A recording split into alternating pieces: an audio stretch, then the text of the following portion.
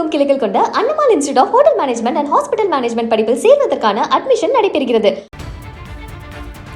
தமிழ்நாடு முழுவதும் அரசு வழக்கறிஞர்கள் நியமனத்தில் ஊழல் நடைபெற்றுள்ளதாக லஞ்ச ஒழிப்பு துறையில் திமுக சார்பில் புகார் மனு அளிக்கப்பட்டிருக்கிறது.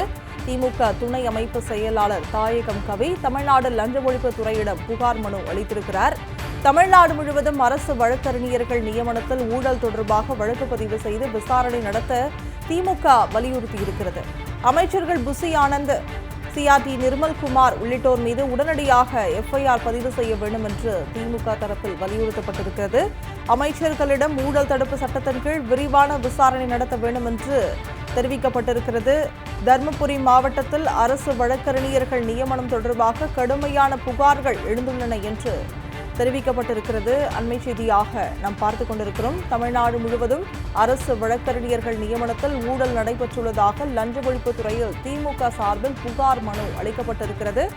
திமுக துணை அமைப்பு செயலாளர் தாயகம் கவி தமிழ்நாடு லஞ்ச ஒழிப்பு துறையிடம் புகார் மனுவை அளித்தார். தமிழ்நாடு முழுவதும் அரசு வழக்கறிஞர்கள் நியமனத்தில் ஊழல் தொடர்பாக வழக்கு பதிவு செய்து விசாரணை நடத்த திமுக வலியுறுத்தியிருக்கிறது. அமைச்சர்கள் புசி ஆனந்த், டிடிஆர் நிர்மல்குமார் உள்ளிட்டோர் மீது உடனடியாக எஃப்ஐஆர் பதிவு செய்ய வேண்டும் என்று திமுக சார்பில் வலியுறுத்தப்பட்டிருக்கிறது.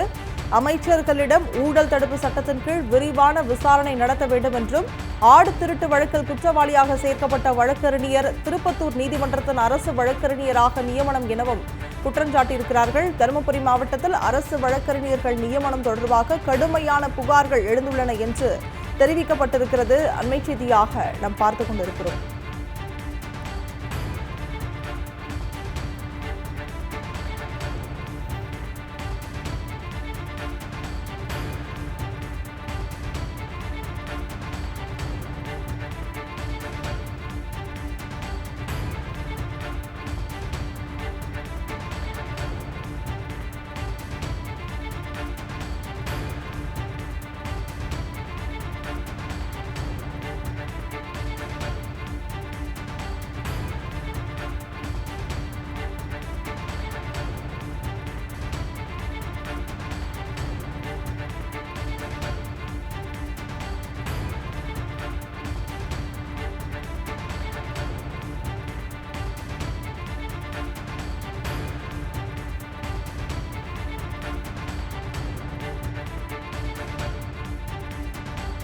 தமிழகமெங்கும் கிளைகள் கொண்ட Annamal institute of hotel management and hospital management படிப்பில் சேர்வதற்கான அட்மிஷன் நடைபெறுகிறது.